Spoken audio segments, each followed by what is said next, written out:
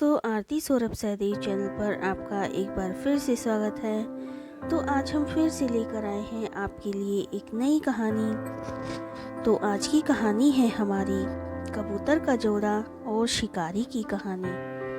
तो चलिए दोस्तों, कहानी को हम शुरू करते हैं। एक निर्जन स्थान में एक व्याध रहता था। उसके परिजनों और सगे संबंधियों ने उसको त्याग दिया था। वे उसके जीव हत्या के कार्य से अप्रसन्न थे। उन्होंने उसे कई बार जीव हत्या का त्याग करने की प्रार्थना की, किंतु व्याध नहीं माना। अंत में वे सब उससे दूर हो गए। व्याध को शिकार में बड़ा आनंद आता था। वह अपना अधिकांश समय पशु पक्षियों के शिकार में व्यतीत करता था। दिन भर वह जाल और लाठी लेकर वन में भटकता रहता। वह दिन पर दिन निर्दयी और क्रूर होता जाता। एक दिन उसने जाल बिछाकर एक कबूतरी को फांस दिया।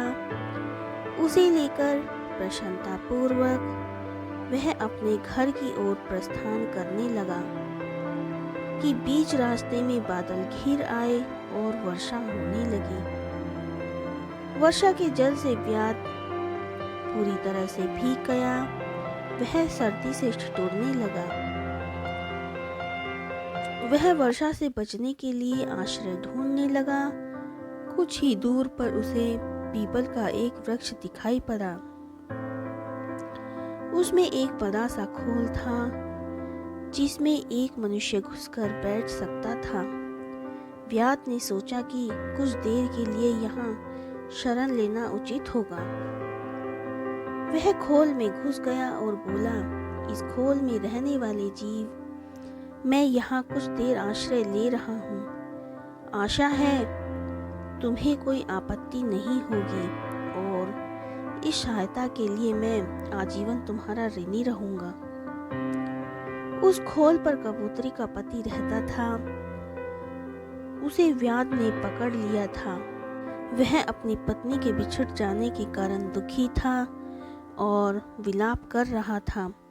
कबूतरी ने जब स्वयं के प्रति अपने पति का प्रेम देखा तो भावुक हो गई। वह मन ही मन सोचने लगी कि मैं कितनी भाग्यशाली हूँ जो मुझे इस जीवन में ऐसा प्रेम करने वाला पति मिला है।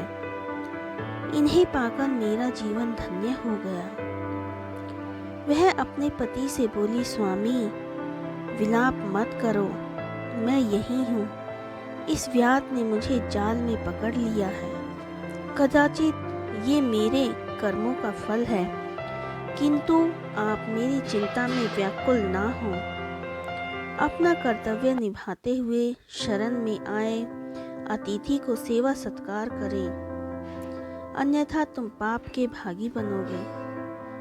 कबूतरी की बात मानकर कबूतर व्याध से बोला, वधिक आपका स्वागत है।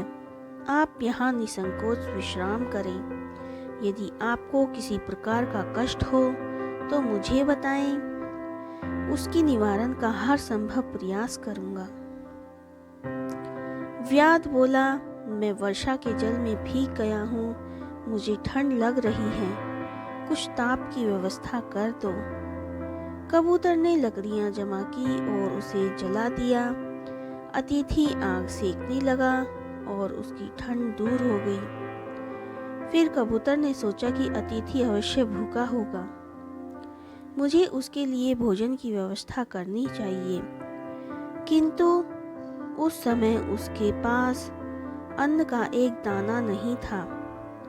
वह विचार करने लगा कि क्या करूं कि अतिथि की भूख शांत करूं।